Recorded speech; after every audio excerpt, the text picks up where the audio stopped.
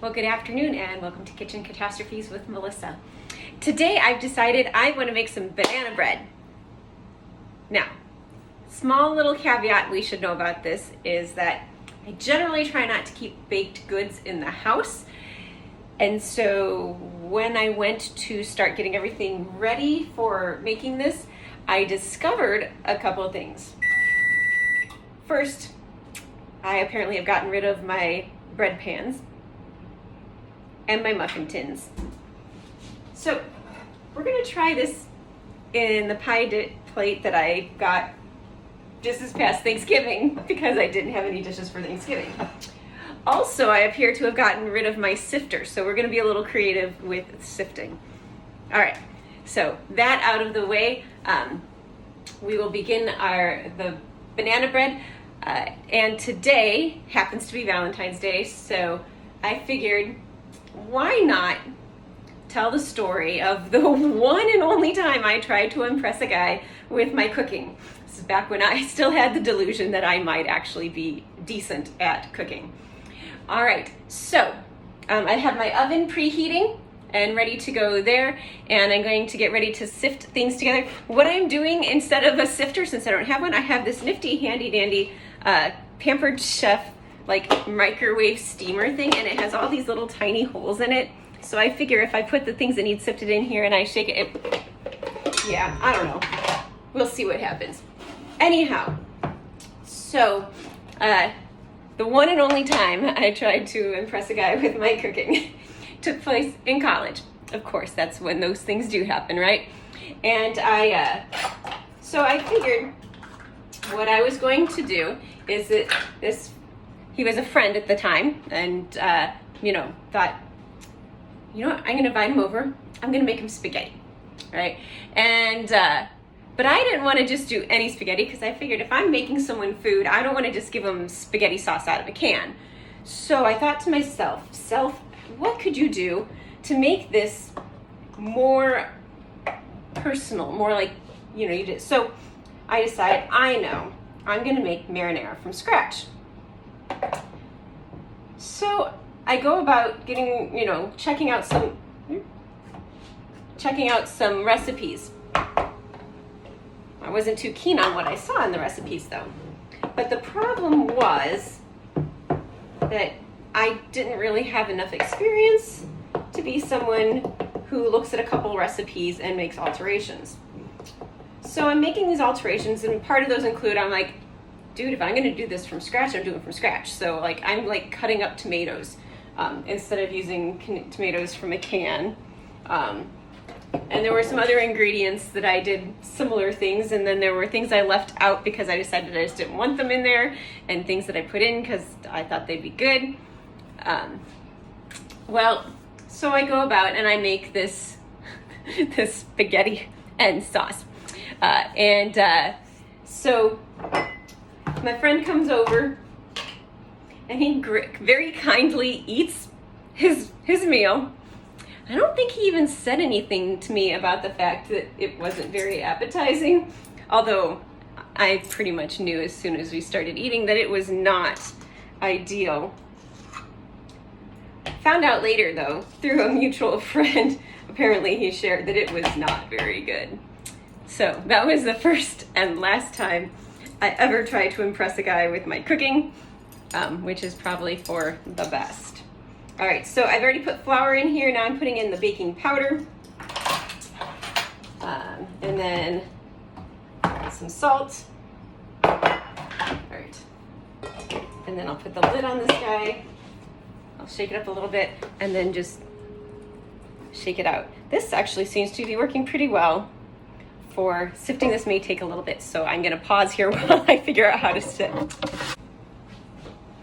Well, the sifting seemed to work pretty well. That looks pretty well sifted.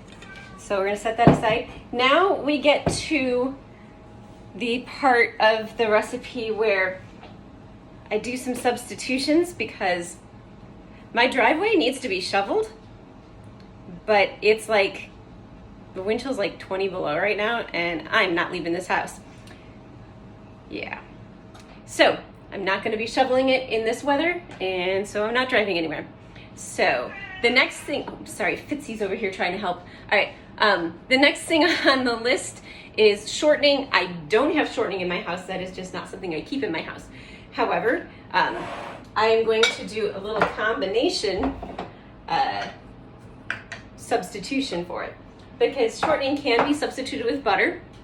But you can also substitute, for butter, you can also substitute with applesauce for a slightly healthier option, but you only want to really kind of do like a half and half of applesauce for the butter. So we're going to take, and it's an equal substitution, which thank goodness for me. So I'm going to go ahead and measure out my butter and applesauce, which is supposed to be 1/3 of a cup total. So this is where it's going to get a little interesting, because I'm going to try to measure them into the same thing.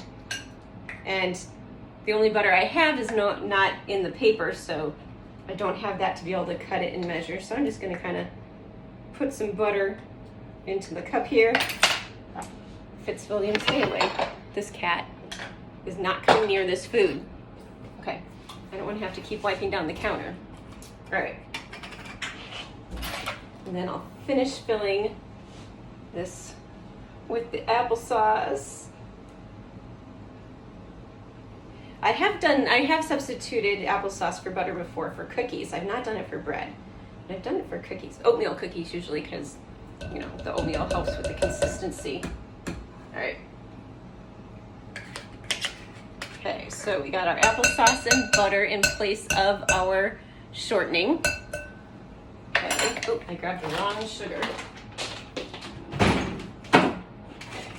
Okay. And we now need 2/3 of a cup of sugar.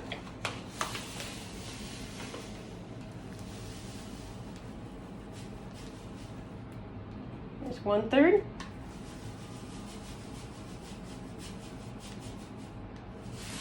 And there's 2/3.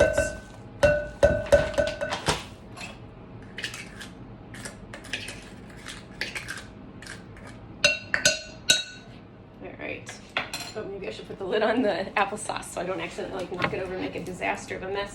And for that same reason, I should seal up the sugar. All right, so then I'm supposed to add lemon rind. I don't have lemon rind.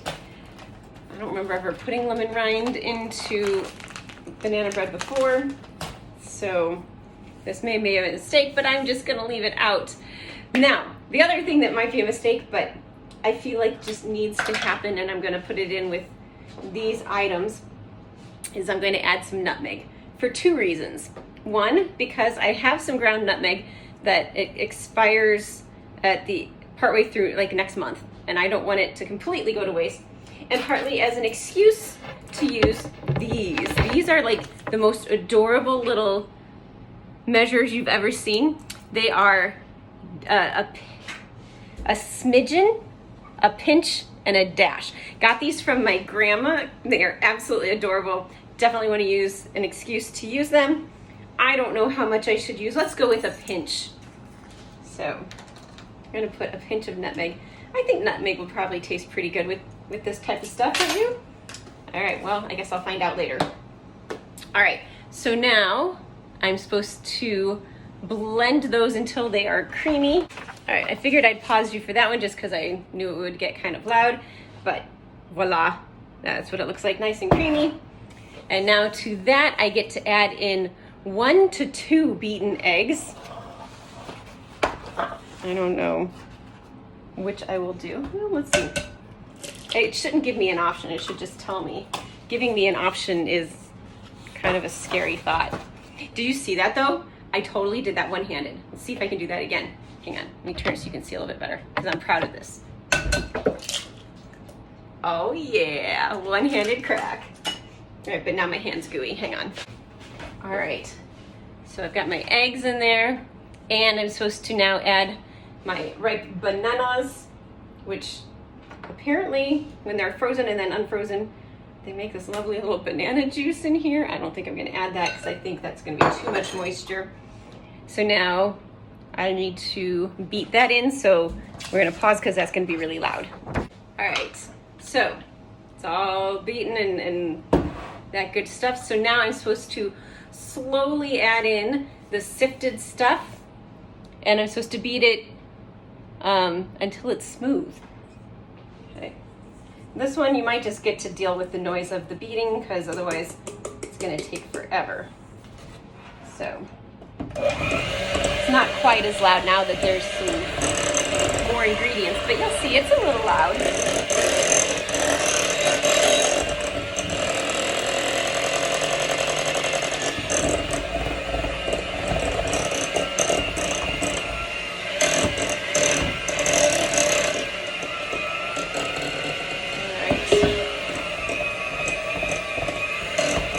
News is I haven't forgotten any ingredients yet, I don't think. So that's always a good sign.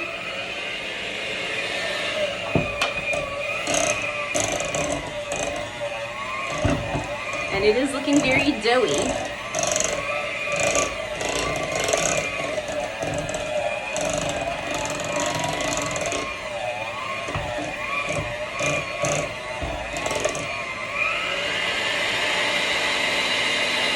About to get real messy up in here. All right, yeah, because I totally splashed myself with that, but that's okay.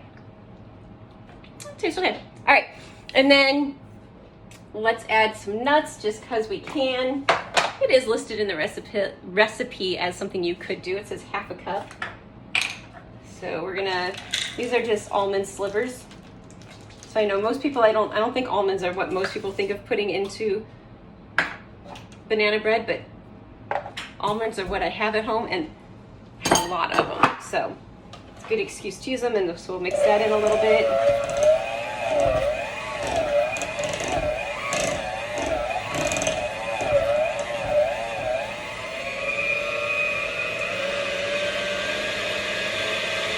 So we get all the batter off without making a huge mess.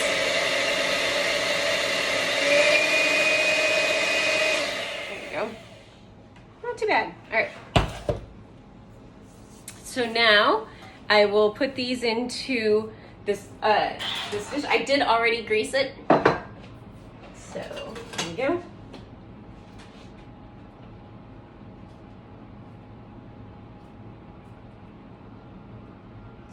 One of the reasons I like using this particular container is it does have this handle. It makes this a whole lot easier.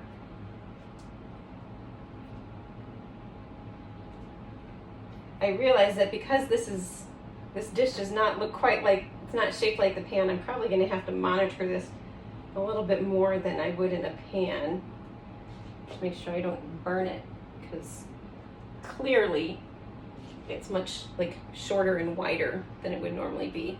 So I imagine that it will heat faster. It makes sense to me in my brain, which who knows when it comes to cooking. Ooh, but let's be fancy. Let's make a little design with a little of the almonds on top. Why not, right? I don't know. Okay, this is not very fancy, but that's okay. We'll just kind of spread them out. It might look pretty on top when it's done.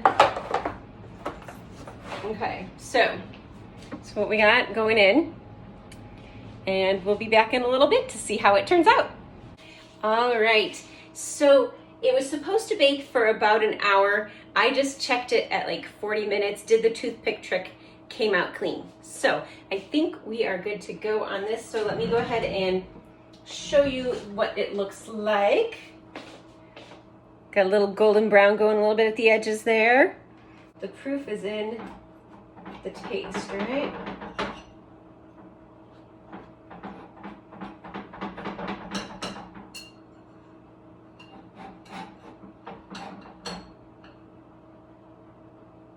Oh, it looks good.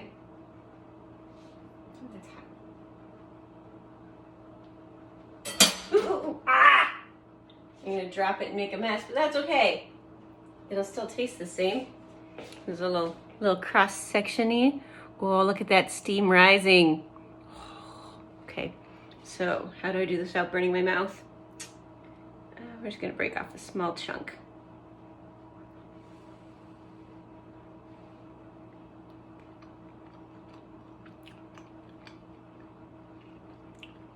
It's not as banana-y as I would like. I think I put in 2 bananas, maybe 3 would have been a better choice, but all in all, turned out pretty well. Could have put in more nutmeg. I don't really taste the nutmeg. But overall, successful. Kind of bland, but successful. All right, well, I hope you have a great day, and I hope you enjoy this episode of Kitchen Catastrophes with Melissa.